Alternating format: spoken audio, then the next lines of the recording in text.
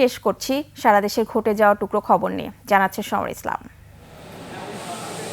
ঝিনাইদহ শহরের পবহাটিতে আধুনিক কসাইখানা উদ্বোধন করে আইনমন্ত্রী অ্যাডভোকেট মোহাম্মদ আসাদুজ্জামান বলেছেন, জুলাই মাসের 1 তারিখ থেকে ফ্যামিলি, কৃষক ও ইমাম কার্ড সহ সকল মানবিক উন্নয়ন কর্মসূচি পুরোদমে শুরু হবে। চর বিষয়ক মন্ত্রণালয় গঠন, পৃথক বাজেট, নদী ভাঙনে ক্ষতিগ্রস্তদের ক্ষতিপূরণ ও পুনর্বাসন সহ 10 দফা দাবিতে কুড়িগ্রামে পদযাত্রা, সমাবেশ ও স্মারকলিপি দিয়েছে চর উন্নয়ন ও বাস্তবায়ন পরিষদ।